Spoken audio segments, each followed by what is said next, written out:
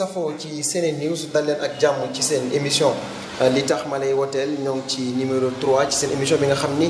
day ànd ak yéen jëm ci élection présidentielle bu 2019 ni ma koy faral di waxee day jox candidat bi tribune bi koy permettre mu wax ak yéen ci li nga xam ni mooy programme am bu ko defee ngeen gën a xam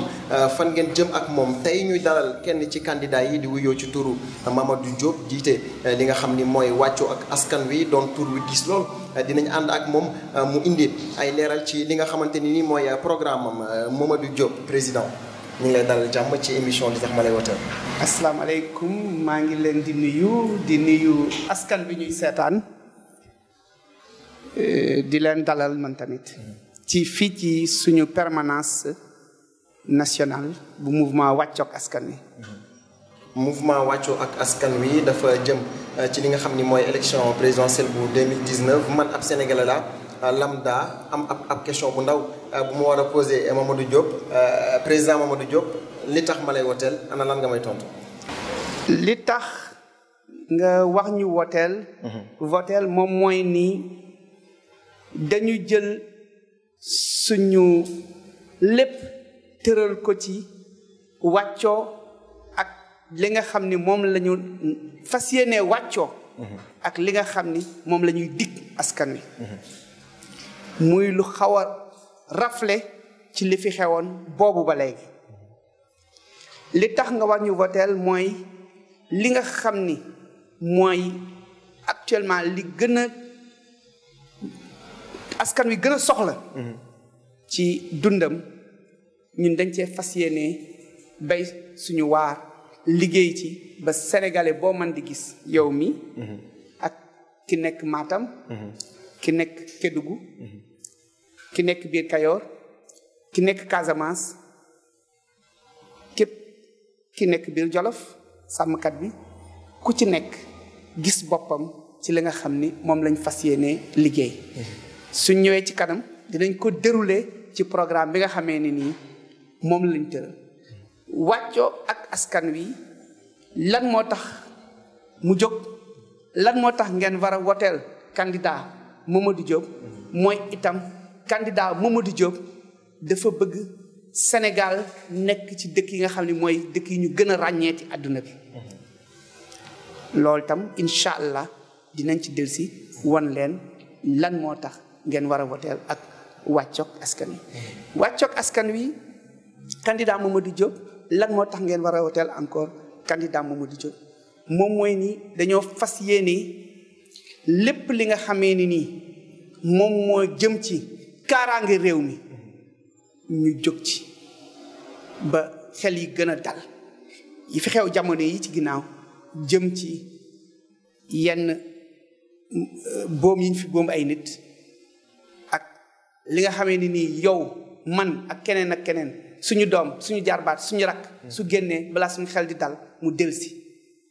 loolu tam ci li ñu soxal la ak yeneen yoo xam ni incha allah dinañ ci delsi dinañ ko yaatal ci biir émission li tax ma lay woteel waaye dafa am ponk bu am solo bi nga taxawee ngir wax sénégalais yi ne da nga bëgg nekk candidat da nga leen wax ni système bi fi nekk indépendance ak léegi système bu yàgg la te mel na ni muy doxee baaxul ana ban système la ñu war a indi ngir mën a remplacer système boobu la. système bi fi nekk wane na ay jafe-jafe wane na ay tële ndax soo toogee juróom benn fukki at nga am jafe-jafe di dundal say doom dundin bi war di leen jox dëkkuwaay yoo xam ne dëkkuwaay yu jàppandi na ca loolu kër bokk na ci assainissement bokk na ci jox leen ndox bokk na ci jox leen électricité bokk na ci di leen nekk lu jafe fi mu nekk nii njàng mi sooxe paj mi sooxe kaaraange gi wax naa ko léegi sooxe yooyu wone na que donc système bi fi nekk système bu tële la ñun lan lañ fas yéenee def moom mooy fexe ba lépp li nga xamee ni nii li ma ko waxee sànq dig nañ ko askan wi ñu wàccoo ak moom mu tàmbali kon ci lan mooy ci kaddu boroom kër bi su waxee ñaari yoon ba ñett ci biir këram respecté wul kàddoom rek dañuy mën a wax ni daanaka cër ba mu waroon a am ca kër ga dootu ko amati rawatina nag ci njiitu réew rawatina ci ñi nga xam ni ñoom ñoo jiite réew mi ñun dañu fas yéene lépp lu ñuy waxante ak askan wi ñu respecté ko pour ñun foofu la maanaam changement wu système di tàmbalee. ñaareel bi nga xam ne am na solo lool changement de système di ci tàmbalee aussi moom mooy nga fexe ba sampaat say doomu réew samp say doomu réew mi ngi tàmbalee ci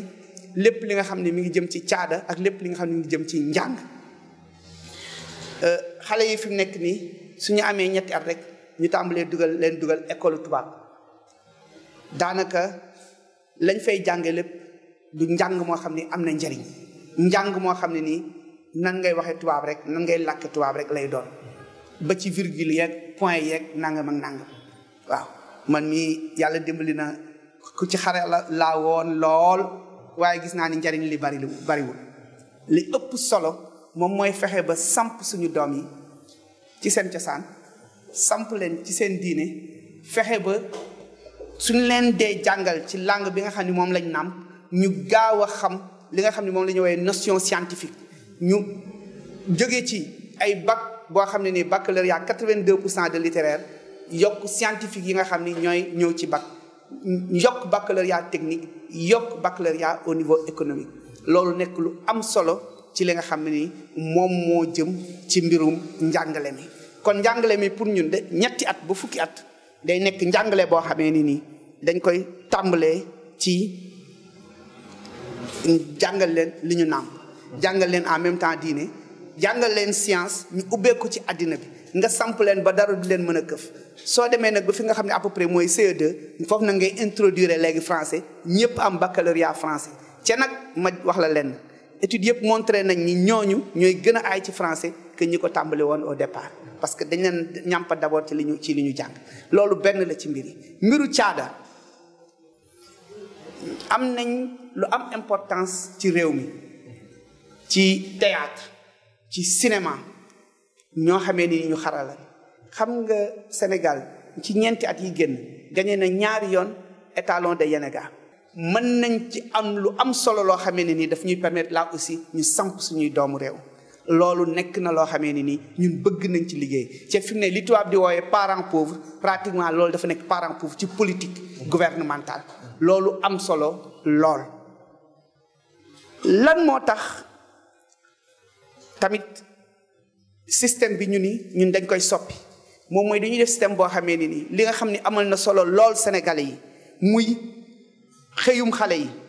ñu mën ko jël en charge li nga xam ne amal na lool Sénégalais yi importance muy assainissement ñu mën ko jël en charge li nga xam ni amal na lool Sénégalais yi importance muy hôpitaux yi ñu mën ko jël en charge loolu lan mooy tax ñu mën ko jël en charge moom mooy ñu fexe ba suñu budget réew ñu yokk ko yokkin boo xamee ni nii dafay jóge ci suñ doxin wu sell ci suñ koom-koomu réew. alors loolu doxin wu sell ci suñ koom-koomu réew nga foog ni loolu du jafe ndax. bëri na ay problème yoo xam ni baykat yeeg nappkat yeeg yu ni mel. ñu ngi koy jànkonteel loolu la ñu war a njëkk a résoudre laataa ñuy xalaat ab budget bu yokk ak xeet yooyu nga foog ni. nekkul loolu la ñu war a njëkk a xool laataa ñuy dem ci wàllu budget bi. alors lan moo tax nga soxla budget. parce que lépp looy régler. ci biir réew mi. da nga war a yore xaalis boo koy régler. état sorewul ak yow nit ki. pour nga mën a régler dara sa biir kër foo jaar sa poche am xaalis. état bi aussi il faut mu am ci budget ay recettes xam nga dañuy wax budget 4000 milliards 3000 milliards 4000 milliards cette année-ci et cetera. gars yi naan budget virtuel rek la. lan moo tax budget virtuel la li la koy won mooy doxantul fi mu nekk ni yore 5000 francs bëgg ku la wecci daa am weccet. day jafe parce que Sénégal yi actuellement dafa am problème de liquidité et trésorerie moo am ci dëkk bi. kon boo faloo mën nañ xaar xaalis bi. di dox ci réew mi loolu moo tax nag ñun ñu indi programme boo xamee ne nii dañuy trouver ay moyens wu injecter argent. xaalis ci koom-koomu réew mi. mu am ñetti jeexital. ba ñeent bi ci njëkk. moom mooy koom-koomu réew mi yëpp dina soqalikuwaat nit ñi liggéey xaalis am seen poche. ñaareel bi mooy budget état bi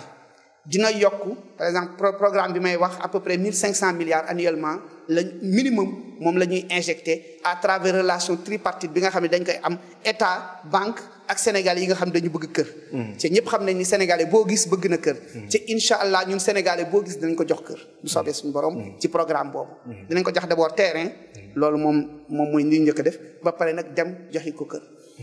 ñu injecté un budget de 1500 milliards annuels environ budget boobu astafurlah kii boobu programme boobu dafay générer un budget additionnel ci état bi loolu yokk ci budget état bi de 300 milliards loolu nag nga mën koo jël nag dugal ko ci secteur yi nga xam ne moom lañ soxla assainissement am dina ci am wàllam hôpitaux yi nga mën a tabax ay au moins année bu nekk tabaxaat juróom ba fukki hôpitaux yoo xam ne ay hôpitaux de qualité yoo xam ne bu ci nekk yaa gën hôpital principal ñu tasaare ko nag ci biir Sénégal yépp tabax aussi au minimum ay centre de santé ay poste de santé ci biir gox-goxaanu Sénégal yëpp suñu objectif nekk fexe ba Sénégalais yëpp ku ci nekk jege foo xamee ne nii di nga fa mën a fajoo loolu mooy ci mbiru santé bi ci mbiru mbay mi aussi actuellement nii politique bi ñuy mëne moom moo baaxul pourquoi moom moo baaxul moom mooy ni dañuy wax politique de subvention mais subvention bi dañ ko jëmale ci jënd machine yoo xamee ni nii njëg yi cher na ca mënoon naa gën a yomb téeméer yoon jënd engrais boo xam ni du yegg ci ñi nga xam ne ñoom ñoo ko soxla ba pare ndox mi politique d'irrigation bi ñu war a def defuñu ko politique de maîtrise de l'eau bi nga xam ne dañ ko war a def defuñu ko yooyu yëpp ñun incha allah suñ ñëwee dañ ci liggéeyaat mën naa ci jox exemple bu simple rek fan yële jënd nañ ay tracteurs à peu près ay 30 millions tracteurs yoo xam ne ñëpp xam nañ ni bi ñu demee Inde xam nañ ni ça coûte entre 3 ak 5 millions kooku soo ko jëlee kon ñoom fi mu ne benn tracteur buñ joxe ñun suñ nekkoon ci nguur gi dinañ mën a joxe fukk ci yooyu ba pare nag subventionné ko boole ci kon daanaka au lieu de fukk di nga mën a joxe fukk ak juróom xool nag yan dëkk nga koy jox ñi nga xam ne ni ay baykat la yu ko soxla nga jox leen ko dooleel leen ci engrais fexe ba ñoom ñu am maîtrise de l'eau parce que li nit ñi xamul moom mooy ni ca loolu pourtant soo leen seetloo rek foo gas fi mu ne teen tuuti rek ci Sénégal da ngay am ndox loolu li muy wane moom mooy potentiel hydrique bi nekk ci biir Sénégal suñ ko exploité duñ soxla rek saison des pluies nawet ndox na taw pour mën a liggéey Sénégal yëpp am na potentiel hydrique boo xam ne nii mën nañ ko utiliser pour di ci bay kii ci loolu nag la ñuy fexe ba Sénégalais yu bëri yoo nga xam ne nii ñi ngi nekk biir Dakar nekk fi di def ci ay métiers yoo xamee ni nii xëy na du métiers yi nga xam ne ni leen mën a amal njariñ lool wala ñu nekk fi di xëy ba ngoon duñ liggéey dara ñu fexe ba orienté leen vers benn agriculture boo xamee ne ni à taille à dimension humaine boo xam ne pourtant dinañ ci jëlee njariñ bu baree bari orienté aussi vers ay smart cities yoo xam ne nii dafay économie numérique bi dañ ko fay développer loolu moom mooy ci wàllu koom-koom bi ci côté boobu sàmm bi am solo lool ndax suñ potentiel ci côté boobu dafa nekk loo xam ne nii mën nañ cee fexe ba Afrique de l'Ouest yëpp ba Afrique centrale ñu leen di mën a fournir yàpp mën leen a fournir meew li ci am importance rek mooy développer industrie yoo xamee ni yu ndaw lay doon du nekk sax ay industrie yu mag mais yu ndaw ngay jël développer ko yoo xamee ni dafay permettre nga mën a defar yàpp bi ni nga ko war a defaree defar soow mi ni nga ko war a defaree conserver ko mën koo génne lenn li nga jaay ko biir Sénégal say doom di ci mën a jëriñoo ni ñu ci war a jëriñoo ndax soow lu meew lu am solo la ci àddina yàpp itam lu am solo la ba pare nga fii ba Gabon fii ba Cameroun fii ba Guinée équatoriale dafay nekk ay potentiel boo xam ne nii en terme de loo xam ne mën nañ ko kii ci mbiru kii bi soo jëlee itam li nga xamee ni nii moom mooy mbirum napp bi comme ça ñu balayee carrément lépp li nga xam ne nii moom moo jël ci affaire autosuffisance alimentaire mbiru napp bi li wóor moom mooy ni fi mu nekk ni jot na exploitation bi nga xam ni bateau étranger yi ñu ngi koy def ci suñu kii yi suñu géej yi ñu daggal parce que soo seetloo Sénégal am na ay jamono xëy na boobu yéen gënoon ngeen nekk ndaw jariñ coof ak yooyu daf nekkoon loo xamee ni. yàggul dara gis nañ ba nappkat yi nekk géej nag di jooy loolu. daf fi doon am. ñu ko doon lekk muy nga xam ne jën yoo xam ne nii vraiment dañu doon lekk jën ni ñu ko bëggee. mais léegi nii xalaatatuñ ko am sax. kenn benn Sénégalais xalaatuñu mën a am loolu ci boolu ceebu boolu. ñu lan nga jàpp ni moo tax ba ñu yegg foofu. mais parce que bateau étranger yi ñu bàyyi. ñuy dugg suñu biir réew suñu côte yi. mais vraiment di ko def noo xam ne ni jaaduwul ci li lay wan ni la loolu. waaye ñoom ci ay contrat lañ ko amee. naka lañ mën a ñëwee rek rompre contrat yooyu loolu tamit benn jafe-jafe la. ah mais loolu nag moom. il faut impérativement ñu rompre contrat yooyu parce que du contrat yoo xam ne amal nañu njariñ. loolu impérativement il faut que ñu rompre leen ci noo xamee ni nii lu mën a nekk la parce que bateau yooyu li ci ëpp li ñuy def en fait dañ koy def de manière disons illégale.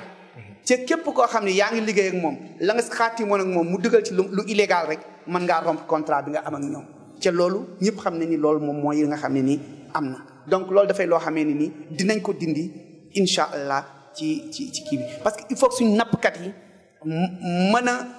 bàyyi di dem ba ay Mauritanie wala di dem ba fu sori parce que alors que ñun kenn gënuñu ak li ñu woowee ci tubaab am une côte poissonneuse. kenn gënuñu ko am.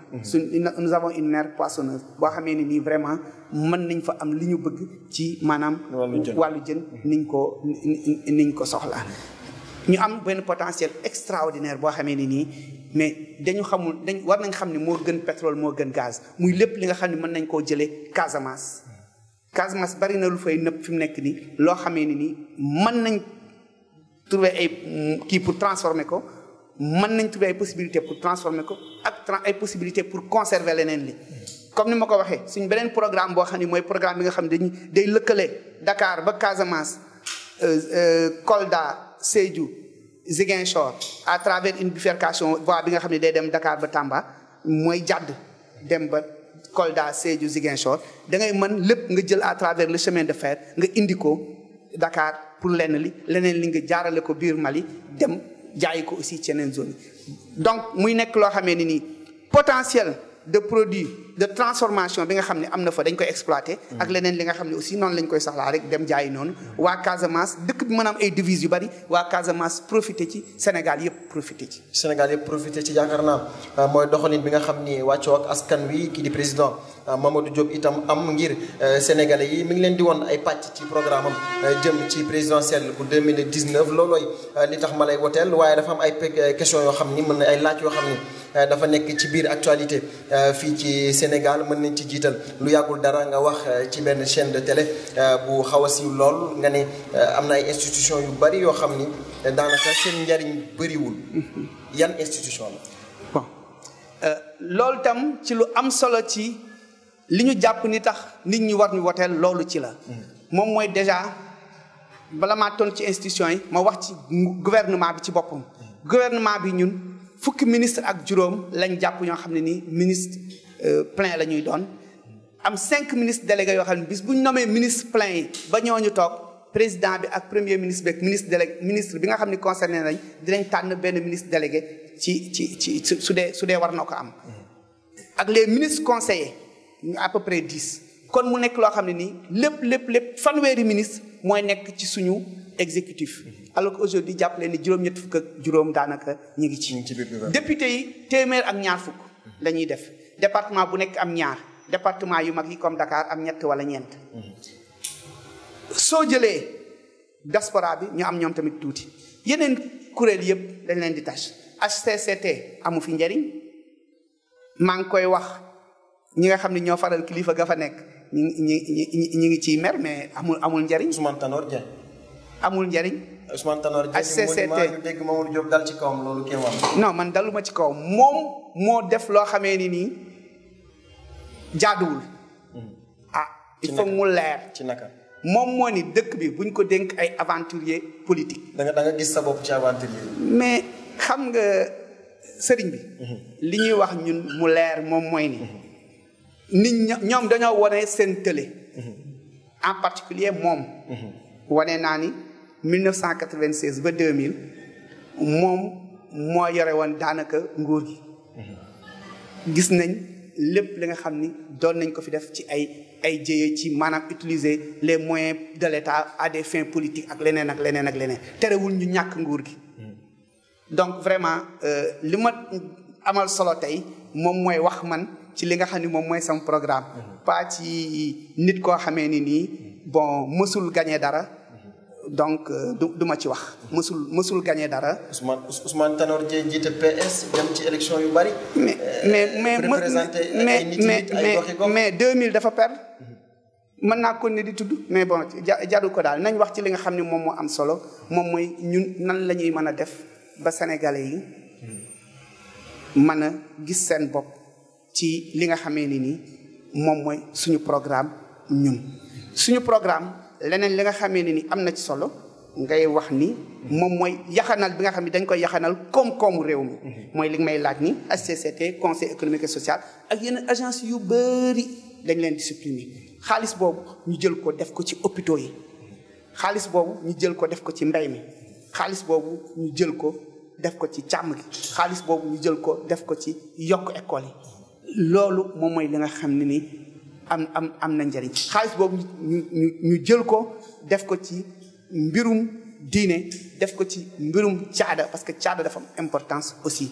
ba ci mbirum tàggat yaram mais pas tàggat yaram naan na ngay tabax ay stade omnisport de 66 milliards. waaye am na solo ndax yàggul dara li lañ ñu jox ñu jiite JO bu jeunesse bu loolu moo lay wane en fait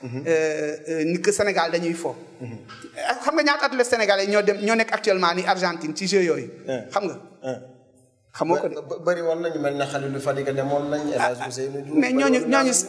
waaye ñoom dañuy xelal président mais ñooñu ñooy xelal président ci wàll mais xam nga ñaata athlètes ñoo fa nekk ñeent kéemaan la alors que ñaata nit ñoo dem ñeenti téeméer ay Khalilou Fadiga ay bon parce que ñooñu indi nañ dara Sénégal sax au moins bëgguma leen tudd bon mais demal nga càmbar délégation bi ñeenti athlètes ñoo fa nekk ñeenti athlètes ñoo fa nekk ci ñi nga xam ne nii dañoo fa dem pour tàggat yow dëkk boo xam ne nii nee nga dans 4 ans dama bëgg organiser Jeux olympiques de la jeunesse année édition précédente nga am fa 4 athlètes loolu moom mooy wane caaxaan yi ñu nekk ci dëkk bi. kon yow li ñu jox nii daal amul njëriñ. waaye amul benn njëriñ amul benn njëriñ am nañ leneen loo xam ne moo ñu ëppal solo loolu. frais de déplacement yi nga xam ne jël nañ ko rek pour yóbbu foofu Macky Sall. mais Macky Sall moo leen yóbbu ñoom. mani moom lañ wax. mani frais de déplacement yooyu rek. tabaxoon na fukki centre de santé ci biir Sénégal goxu Sénégal yoo xam ne soxla nañ ko. xam nga mbir mi dafa am ay ordre de priorité loolu moo am importance pour askan wi moo tax ñun fu ñu toll li ñu amal solo mooy nan la ñuy def ba askan wi gis seen bopp ci li nga xam ne nii moom mooy li nga xam ne moom la ñi ko jiite war a def jiite réew du caaxaan. jiite réew du pour nguur. jiite réew du pour ñëw naan samay ñoñ dama leen war a defaral ba abadan nit ki moomul sax ruuwam bay xam ndax mën naa defaral kenn li ko war moom mooy li nga xam ne dañ ko dénk muy lu am solo loo xam ne dafa war a fexe ba askan wi nga xam ne moom moo leen di jiite ñëpp gis seen bopp mu fexe tous les jours mu nekk di ci liggéey nekk di ci liggéey nag du puukare nekk di ci liggéey moom mooy xool li nga xam ne war nga koo def mu amal njariñ réew mi nga def ko loolu moom moo am solo wax naa ko ci stade omnisport boobu ngeen wax noonu stade omnisport boobu mënoon na tabax nangami terrain yoo xam ne nii suñu ASC yi ngay gis nii association sportive et culturelle yi nga xam ne ñu ngi nekk ci nawetaan bi yëpp mënoon na tabax nangami terrain yoo xam ne ñooñu dañ koy am terrain yoo xam ne nii dafay indaale am lu muy njariñ jeexital ci mbirum koom-koom au lieu de ASC mu nekk ASCE économie bi dugg ci nga xam ni ñuy jël ni naan benn nit moo koy financé ak ñu compter ci politiciens yeeg yooyu duñ ko def ñoom dinañ mën a amal seen bopp njariñ am seen terrain yu baax yoo xamee ni dinañ fa mën a am xale yoo xam ne nii ñaari fànn dina ci nekk xale yoo xam ne dañuy tàggat seen bopp comme ni ko nit di soxlaa tàggat tous les jours mais ñu génn fa nag ay champion yoo xam ni ñooñu moom dinañ leen mën a jaay bitim réew nga xam ni kon bis bu ñu amee Jeux olympiques de la jeunesse ci beneen dëkk duñ fa yóbbu ñeenti athlète mais dinañ fa yóbbu téeméeri athlète dinañ fa yóbbu téeméer ak juróom fukki athlète ñooñu mën ñoo indil ay médailles mais nañ dem ba ñëw ba xam di nga fi gis benn médaille donc nañ bàyyi caaxaan yi loolu moom mooy li nga xamee ni nii loolu laa la mën a tontu ci fànn boobu. président Mamadou Diop daanaka dañuy laal jeexitalu émission bi am na wàllu bu am solo itam ci présidentielle bu 2019 bi mooy wàllu parrainage bi ñaata signature la wàccoo askan wi amagum. incha allah li ñu amal solo mooy suñuy signature dina mat bu soobee suñu borom. li ñu jàpp fan ngeen toll ci signature yi. jamono ji duñu xam nga loolu. duñu nekk di wax naan am nañ xam nga waa APR rek yooyu ñu ngi naan 60 000 lañu jëlee fii ak. non xam nga wax gars yi xam loolu déjà soo ko xoolee. en terme d'illégalité. c'est am na illégalité. waaw parce que dañ ni nit ñi 0,8 ba 1% lañ wax. donc soo dee nangam ak nangam sori na mais ñun li am importance moom mooy incha allah li nga xam ne war nañ koo am bu soobee yàlla dinañ ko am ba. dépassé ko bu soobee yàlla mais ñu resté ci li nga xam ne mooy la légalité moom mooy bis bu ñu dee joxe dinañ joxe 0,8 à 1% ci loolu. ci signature. gis nga li may wax. di ci dellu si. mooy ni dëkk te danga ma laaj lan moo tax ñu war ñu voter dëkk li fi am solo moom mooy nga respecté waa dëkk bi. nawloo leen. damay wax toujours ni man. par exemple bis bu ma nommee ministre boobu dama koy nawloo du nekk koo xam damay yaakaar ni position bi ma ko jox dama ko sarax wala dama ko lan daf may wóor ni kooku dafa liggéey ba mérité position boobu ca su fa jóge woon dina am position bu gën boobu wala ba position ba muy bàyyi pour ñëw moo gën position boobu mu nekk koo xam ne su ñëwee dafay ñëw pour liggéeyal réewam loolu lu am importance la kaddu sàmm kaddu loolu lu am importance la yaxanal li nga xam ne moom la askan wi moom da ngay toog fii samedi dimanche ngay gis oto yi administration di circuler loolu am nay jamono kenn xalaatu ko woon Sénégal ca loolu ñun bis bu ñëwee day dañ auto administration dafa am heure bu mu war a liggéey ak heure boo xam ne moom da ko war a arrêté nit ki nga xam ne da nga am sa oto bopp après nga utiliser ko wax naa ni moyen politique da nga koy jéem a wuti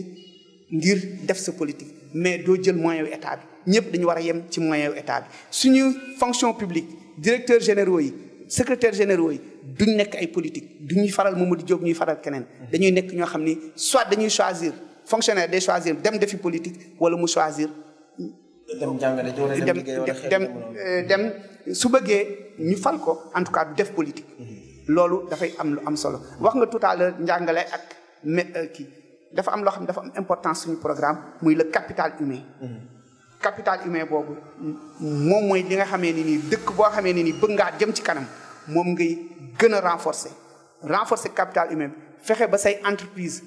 yi nga xam ne ñoo dëkk ci dëkk bi nga dooleel leen fexe ba nga xamee ni nii say institution dañuy institution yoo xam ni dañuy dalal xelu ñi nga xam ne bëgg nañoo liggéey ci biir réew mi wala bëgg nañoo jóge bitim réew liggéey ñëw fi liggéey bu sell loolu moom mooy li nga xamee ni nii ñun incha allah ci la ñuy dox incha allah su dee Sénégalais yi fal nañ. président Mamadou Diop yegg nañ ci njeexitalu émission bi ana lan ngay tàggatoo ak ñi nga xam ni ñooy Sénégalais yi. di leen ñaan fu ñu toll rek nañuy gën ci càmbar programme yi. am na solo lool. mbir mi du mbiru ñëw rek jóg en fait comme niñ koy waxee sur un coup de cœur. wala kii non. nañu càmbar programme yi xool ku ci nekk lan ngay wax. ca man dama ni li may wax notamment programme bi ma ni un Sénégalais un terrain un Sénégalais un toit. nee naa ci juróom-benn weer yi. man boobu soxal na ma de xaw ma nan laa kii ba kii ma ci rek. mais fal leen ma. xam nga da nga lan ngay wateel. mais soo leen ma falee. Sénégalais bu nekk am dëkk. Sénégalais bu nekk di nga am terrain. ci dans les 18 mois. c'est-à-dire que donc avant fin 2020. incha allah terrain yi moom ñu régler affaire boobu. ñaareel bi moom mooy dëkkuwaay yi nga xam ni moom mooy permettre en même temps ñu régler problème mu emploi wu xale yi. xale yi commencé di am xëy. nit ñi jàngalekat bi personnel de santé béykat bi